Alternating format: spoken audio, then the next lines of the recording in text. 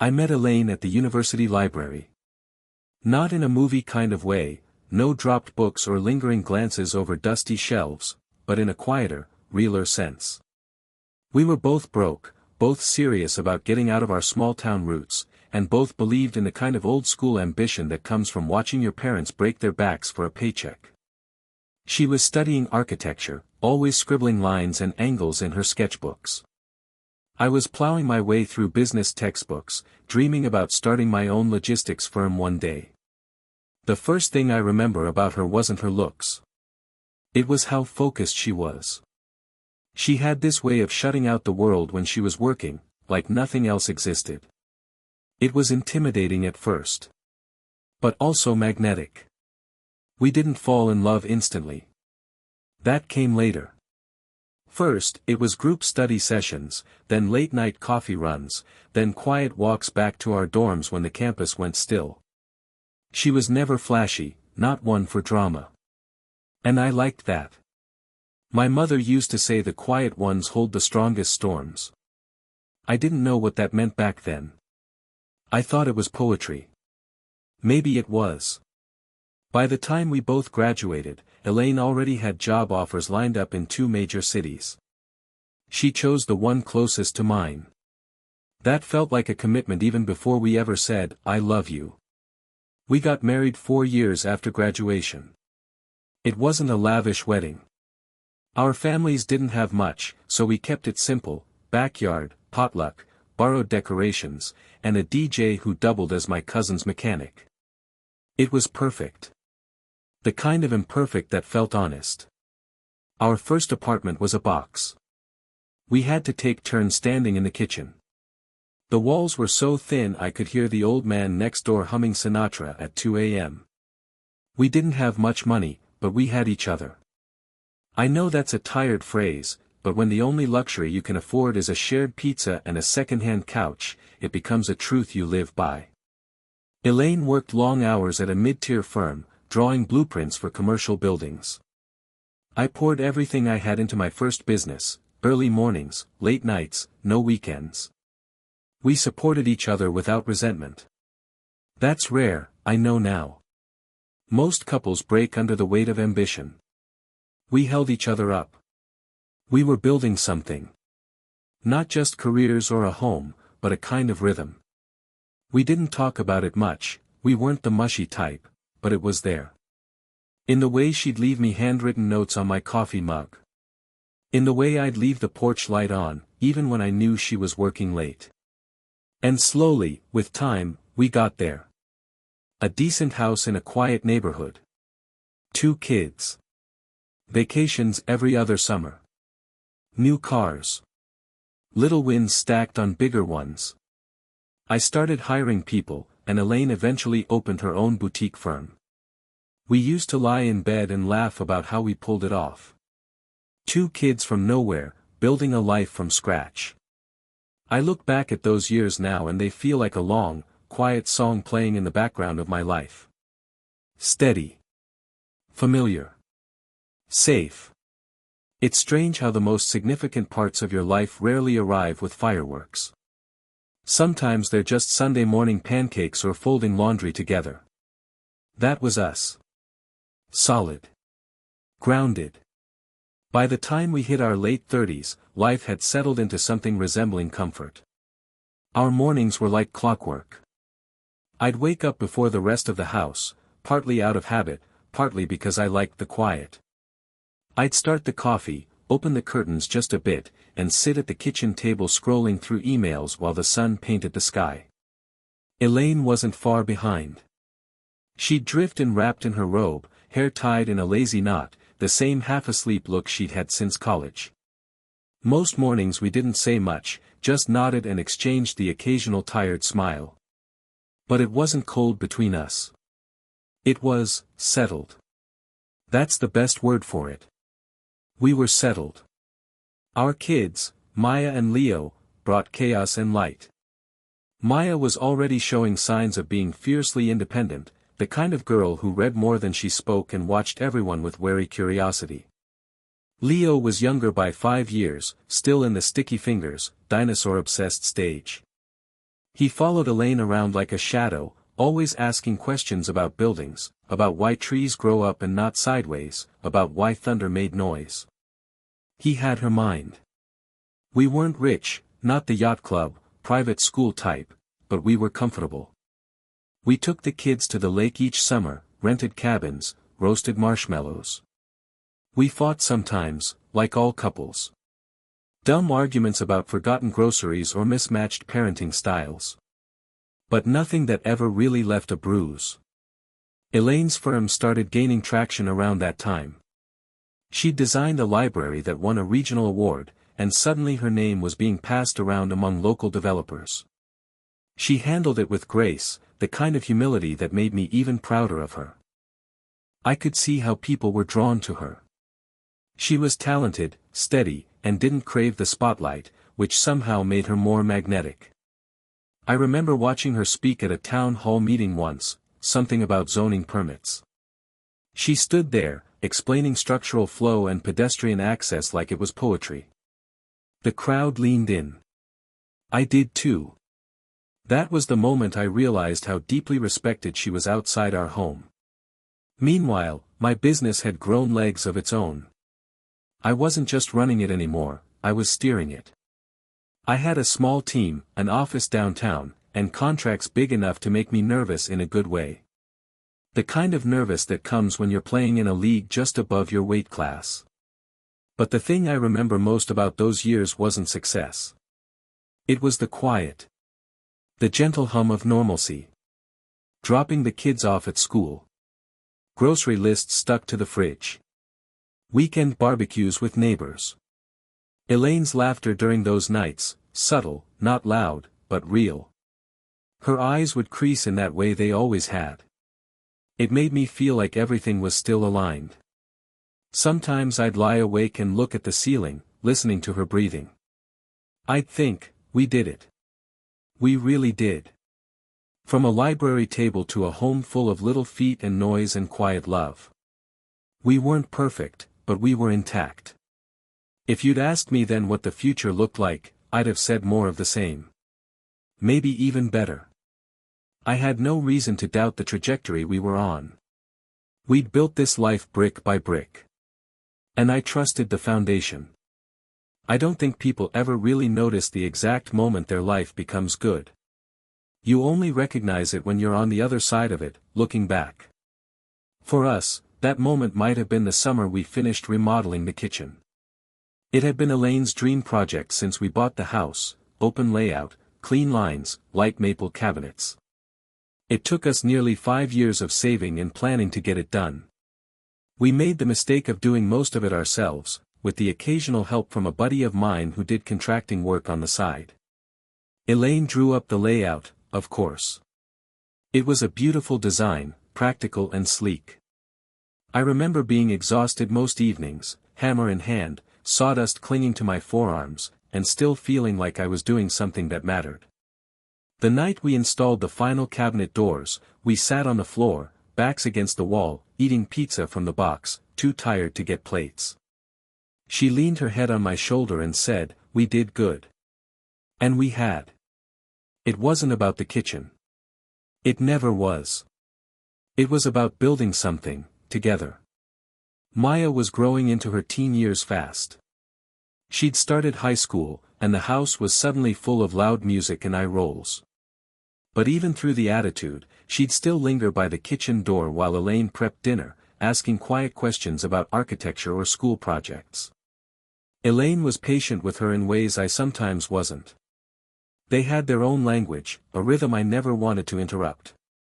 Leo, still young, would spend hours on the floor with his Lego sets, narrating entire cities into existence. I used to joke he'd either be an engineer or a dictator.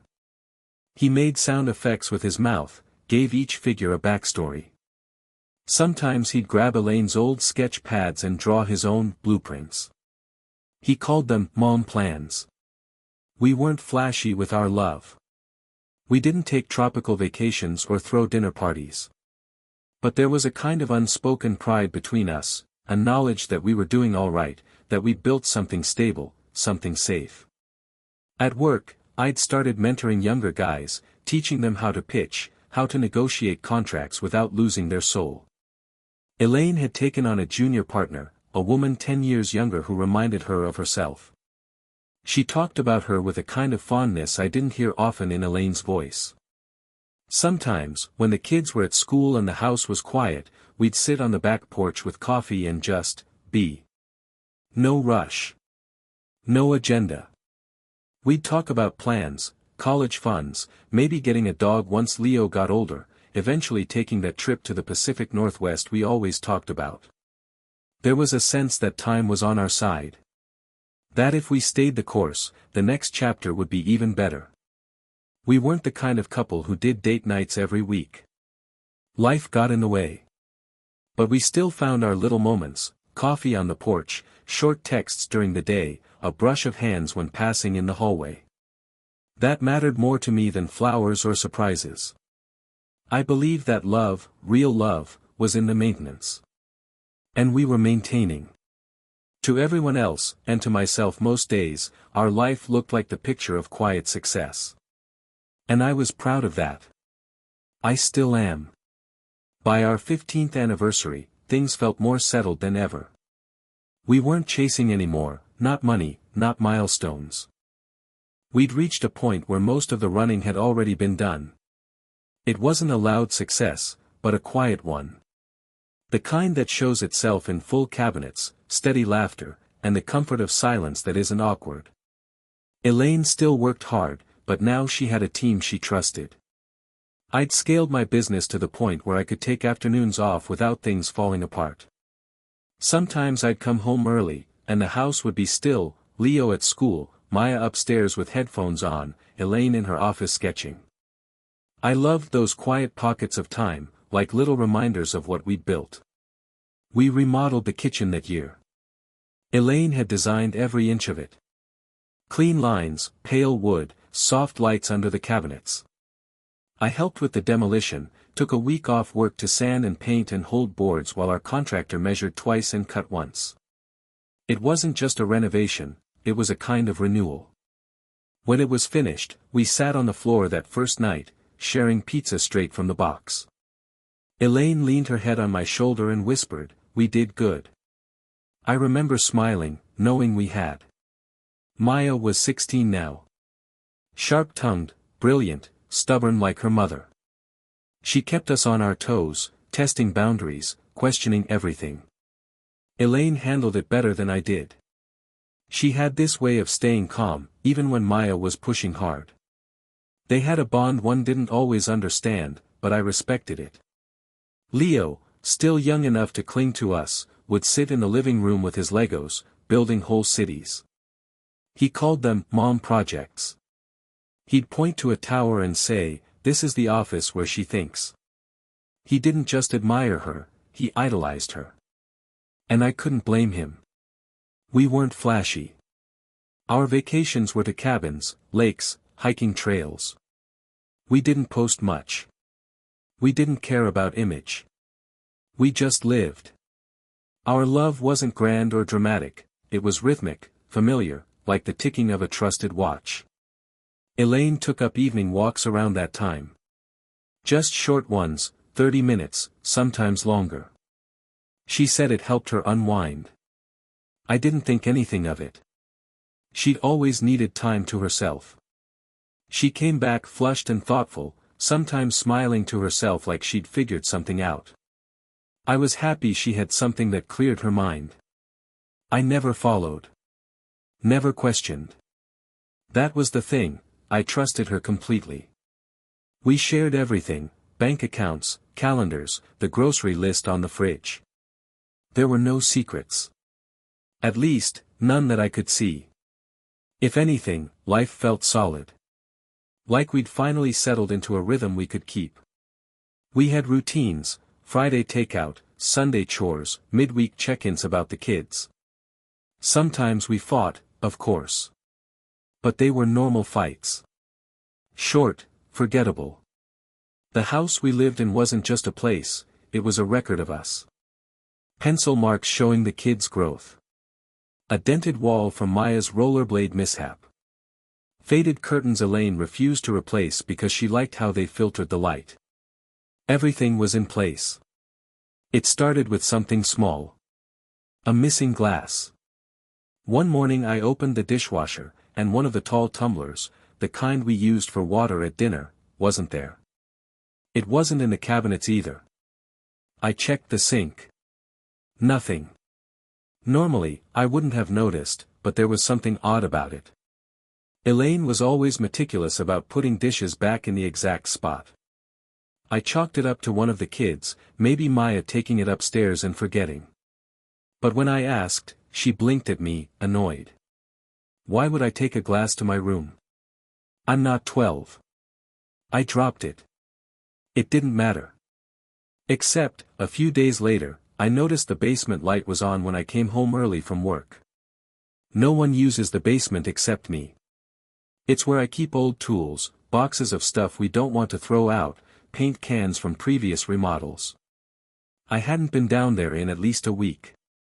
Elaine was out when I checked. I walked down slowly, trying to think of a reason she might have gone in there. Cleaning. Looking for something. The air was still, a little dusty. Nothing seemed out of place. Except the faint scent of citrus. Her perfume. That was strange, but again, nothing concrete. Maybe she'd leaned in to grab something, sprayed her wrist earlier. I told myself to stop being weird. People forget lights. People misplace glasses. But I started noticing more of these small, quiet shifts. Things just slightly off. Elaine had always been present, even when she was distracted. But now, sometimes when we talked, her eyes wouldn't quite meet mine. Like she was mid-thought, somewhere else. I asked if something was bothering her, work stress, maybe something with Maya. No, she said too quickly. I'm just tired. I believed her. Mostly. Maya, on the other hand, had become moody. Not in the usual teenage way, this was sharper, quieter.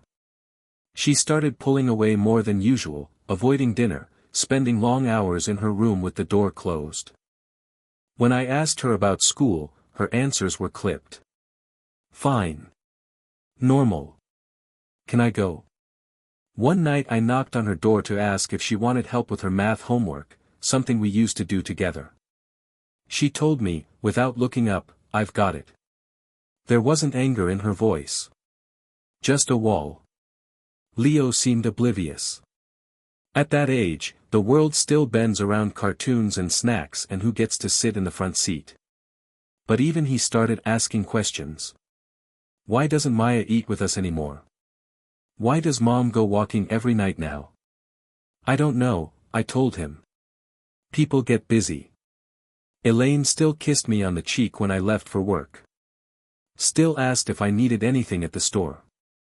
Still remembered to buy my favorite coffee beans. But it all felt slightly off. Like we were dancing out of rhythm and no one wanted to admit they heard a different song. I didn't want to admit it either. There was nothing I could put my finger on. Nothing I could say out loud without sounding paranoid or insecure. These were just normal things, I told myself. Until they weren't. It was on a Tuesday that the silence felt different. Elaine was in the kitchen, loading the dishwasher, and I was going through the mail. Nothing unusual. Bills. Flyers. A birthday card for Leo from an aunt who always sent them early. The kind of daily clutter that makes a life feel full. But as I watched her, something caught me, something I couldn't name right away. She was humming. It sounds ridiculous, even to me. But it was a song I didn't recognize. Elaine wasn't the type to hum much. She barely played music around the house unless it was a holiday. But there she was, humming a tune with a rhythm that didn't feel like hers. Light, lilting. The kind of melody someone picks up by accident, by hearing it often enough. You've got a song stuck in your head? I asked, trying to make it sound casual. She didn't turn. No. Just zoning out. It didn't sound like zoning out. It sounded familiar in a way that made my skin prickle. That night, I sat at the dining room table after everyone had gone to bed. Maya hadn't spoken more than 5 words all evening. Leo had fallen asleep watching a nature documentary. Elaine went upstairs after her walk, claiming she had emails to send. I sat there in the quiet, thinking about nothing and everything. I couldn't shake the feeling. Over the next few days, I started noticing more. Her phone was always face down now, even when charging. It used to sit openly on the counter, buzzing every so often with family group chats or updates from her assistant. Now it disappeared into her purse as soon as she walked through the door. One evening, I walked into the living room and found her startled, actually startled, by my presence. She was sitting on the couch, her laptop open on her knees. When she noticed me, she clicked something closed too fast. Her smile came too quickly. "Hey," she said, like she'd just been caught dreaming. "Didn't hear you come down. Didn't mean to sneak up on you." "Oh, I was just checking the schedule for next week's pitch. It's a mess." But her laptop stayed closed after that. Even more than Elaine's shifts, it was Maya who started to rattle me. One night after dinner, I found her sitting in the garage, lights off, staring at the back wall. Just sitting. Not crying. Not listening to music. Just, still. "You okay?" I asked. She didn't answer right away. Then, "Can you tell when something's fake?" I froze. "Fake how?" She shrugged. "I don't know. Like when someone's pretending." I wanted to ask more. I wanted to shake her out of it, sit her down and force the truth into the open. But all I said was, "Sometimes." "Yeah." She looked at me like she wanted to say something else. Then shook her head. "Never mind." The door slammed a little too hard when she went back inside. It wasn't any one thing. It was all of it. The humming. The hidden phone. The late walks. The unfinished sentences. The quiet tension between mother and daughter. It all added up to something. But I still couldn't name what. And worse, I didn't know if I wanted to. There's a kind of silence that doesn't feel peaceful. It slips into your house without knocking. It settles into conversations, turns eye contact into something uncomfortable. It makes the clink of a fork against a plate sound too loud. That's the kind of silence we had now. It wasn't always there. Not all day. There were still routines, lunches packed, laundry folded, homework checked. But the silence had started to creep into the edges of things. I could feel it pressing at my back when I stood in the hallway outside Elaine's office. I could feel it in Maya's eyes when she looked at me like I'd forgotten something important, only I didn't know what. One night, Elaine left for her walk a little later than usual. Leo was already asleep. Maya was upstairs. I was in the kitchen, wiping down the counter when she passed behind me and grabbed her keys. "Just a short one," she said without stopping. I don't know what made me follow her that night. I waited 2 minutes after the door closed. Slipped on my shoes. Pulled my coat from the hook by the door and stepped outside. She was walking slower than usual. No headphones, no phone in hand. Just walking. I kept my distance, not trying to sneak, just watching. Trying to understand. She passed the park. Crossed 2 blocks. And then, halfway down one of the quiet side streets, she just stopped. She stood there. Hands in her coat pockets. Looking up at the sky. I felt ridiculous. Like some insecure husband chasing ghosts. But something in her posture unnerved me. It wasn't relaxed. It wasn't still. It looked like she was bracing for something. After a minute, she turned around and walked back. I ducked behind the side of a neighbor's fence, heart pounding for no reason I could explain. She didn't see me. When she walked through the door again, I was already at the sink, rinsing a cup. "Forgot my wallet," she said. For my walk. I was gonna pick something up at the corner store." I nodded. "Did you?" She paused. "Nah. Changed my mind." She didn't ask what I was doing still up. She just went upstairs.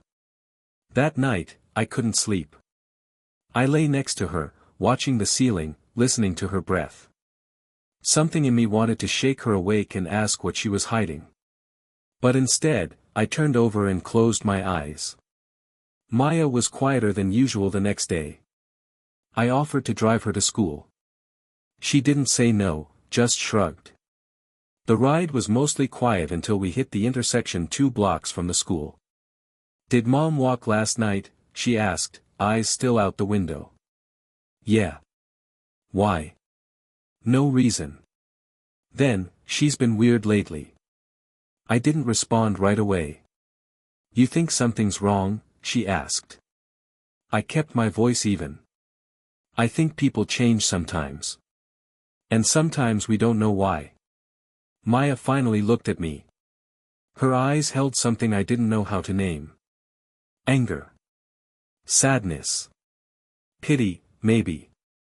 She opened her mouth. Closed it again. Then she got out of the car. I watched her walk toward the school entrance and disappear inside. And for the first time, I felt afraid of the answer to a question I hadn't even asked yet. Elaine suggested the dinner.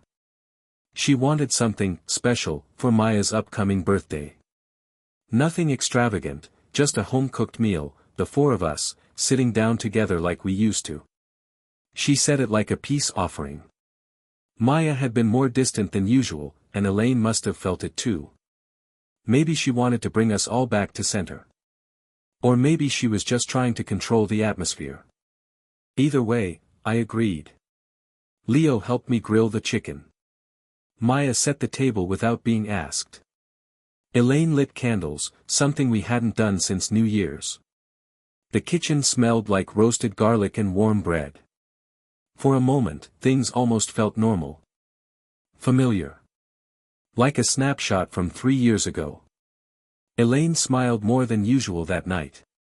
Not the tight smiles she'd been giving lately, but something looser. She laughed when Leo told a story about his science teacher falling asleep during a movie. She complimented Maya on her nail polish. For a second, I almost let myself believe whatever tension had crawled into the house had finally started to fade. Until the wine came out. We didn't drink often. Elaine poured a single glass for herself and for me. Maya took sparkling water. But 2 sips in, Maya was swirling her glass with that distant look again. "I know what I want for my birthday," she said suddenly, cutting through the easy conversation. Elaine looked up, smiling. "Okay. Shoot.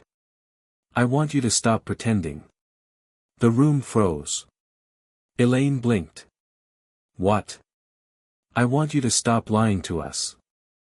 I started to speak, but Maya raised her hand toward me, eyes still on her mother. "You don't have to keep pretending, Mom. Not anymore." "Maya," Elaine said, her voice sharp now. "This isn't the time." "Oh, now it's not the time." "That's funny. Because when you were sneaking around behind Dad's back, time didn't seem to matter much, did it?" I felt the words hit before I could even process them. "What are you talking about?" I asked, but I already knew. My voice came out thin, mechanical. Elaine turned pale. Her lips parted but no sound came out. Maya looked at me then, her face trembling. "She cheated on you, Dad. A long time ago." I didn't say anything because I didn't want to ruin this. I thought if I just ignored it, if I just acted normal, things would stay together. Leo's fork clinked against his plate. He looked from Maya to Elaine, then to me. Elaine tried to speak. "That's not, Maya, you don't understand." "No," Maya snapped. "I understand perfectly. I saw the messages. I heard the phone calls. I knew. I knew, and I hated myself for not telling him. I turned to Elaine. Is it true? She looked like she wanted to disappear. Her mouth opened again, but this time no excuse came out. I stood slowly, as if my body were moving without me. Leo started to cry, confused, overwhelmed. Elaine reached for him, but I put my hand out between them. Don't, I said. My voice sounded like it belonged to someone else. The silence returned. But it wasn't the kind we'd lived in before. This was different. This silence had a shape. A sound. A finality.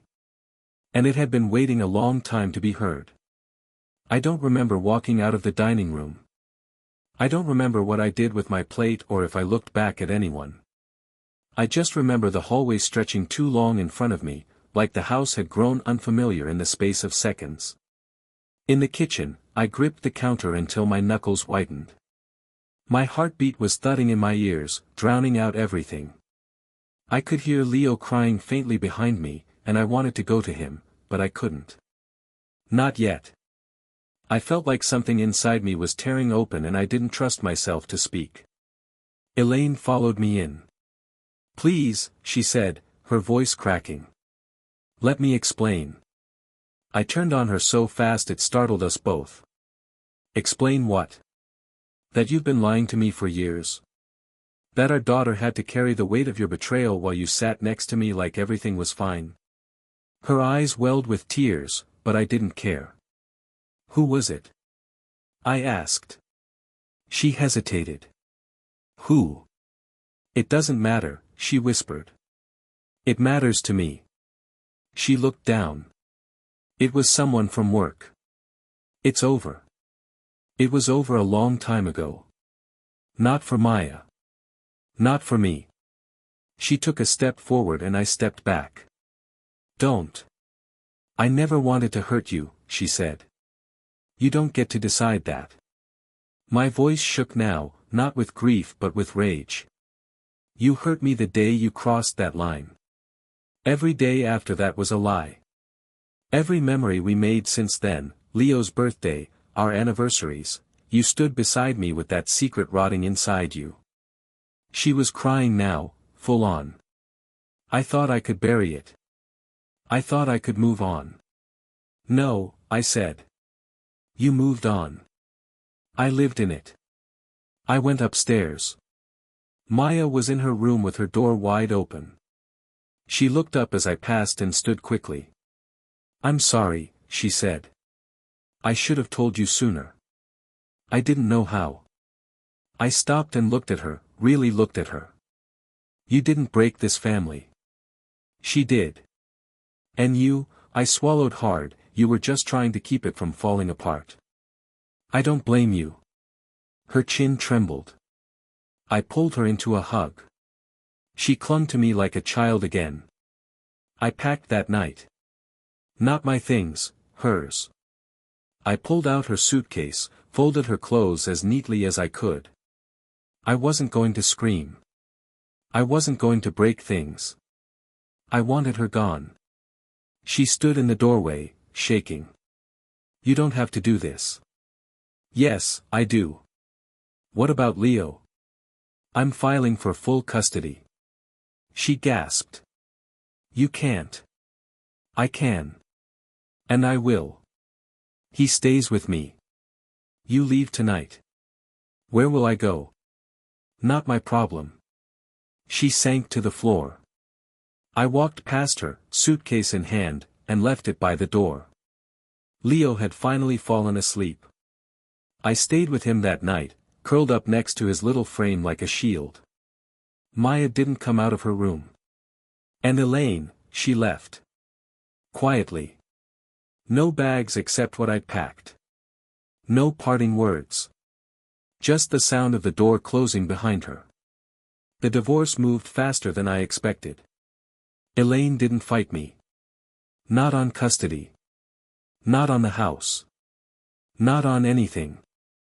It was like she knew there was nothing left to salvage. Maybe she thought surrender would earn her back some grace, but I didn't have any to give her.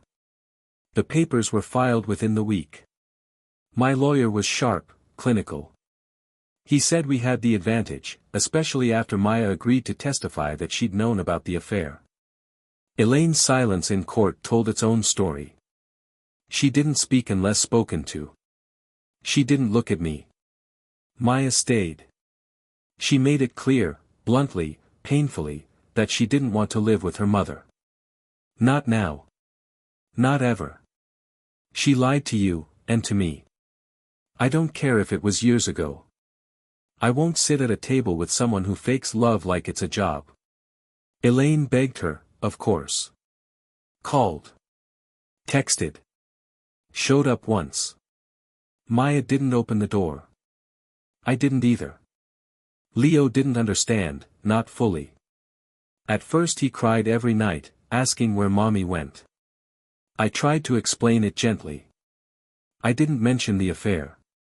I told him sometimes grown-ups break promises. That sometimes people you love make bad decisions. He asked if she would come back. No, I said. She won't be living here again. But I didn't say goodbye.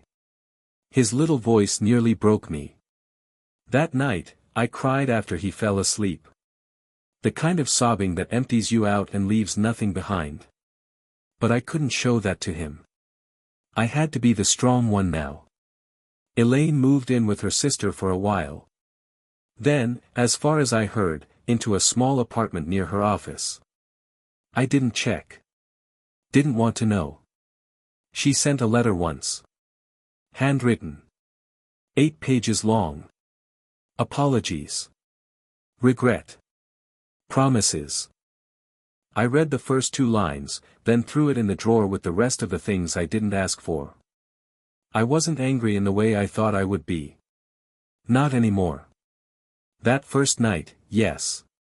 Pure, red, blinding fury. But now. It was quieter. A cold kind of hurt that didn't yell, it just sat inside you like a weight you carried everywhere. Maya changed. I saw it. She was still sharp, still driven, but something in her hardened. Her laughter didn't come as easily. Her sarcasm now had an edge I hadn't seen before. She still hugged Leo goodnight. Still helped around the house. But she didn't talk much about feelings. I didn't push. I asked her once if she wanted to talk to someone, maybe a counselor. She said, "I'll be fine. Just don't lie to me, ever." I promised I wouldn't. And I meant it. Leo adjusted slowly. Kids are resilient, everyone says, but I know better now. He still gets quiet sometimes when we drive past the bakery Elaine used to take them to. He doesn't ask for her anymore, but I can tell he misses her in ways he doesn't have words for yet. As for me, I kept going. The house felt emptier. The silence wasn't a threat anymore, it was just space. And in that space, I started reclaiming things. Small things. My mornings. My breath. My time with my kids. Elaine wasn't just gone from the house. She was gone from us. And even if she tried to come back, she wouldn't recognize the place anymore. It's been 7 months since that dinner. Since the night Maya set fire to the lie we were all living inside. Elaine hasn't stepped foot in the house since. Not once. Not to visit, not to collect anything she forgot, not to speak to the kids. I think part of her knows there's nothing here for her anymore, not in this home, not in these hearts. The divorce was finalized last month. It came in the mail like a receipt, clinical, impersonal, an acknowledgement of a transaction completed. I stared at the envelope for a while before opening it. I thought I'd feel something big. Anger. Relief.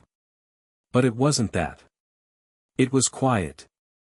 Maya keeps to herself more these days, but there's a steadiness in her now. She's working after school, saving up for a trip with friends next summer. She talks about college applications, about wanting to move far away for a while, just to breathe different air, she says. I tell her she'll be brilliant wherever she goes. She doesn't always believe it yet, but she hears me. Leo is smiling more again. He's taken to sleeping with one of my old hoodies balled up beside him. Says it smells like me. He never asks about Elaine anymore. He doesn't talk about her.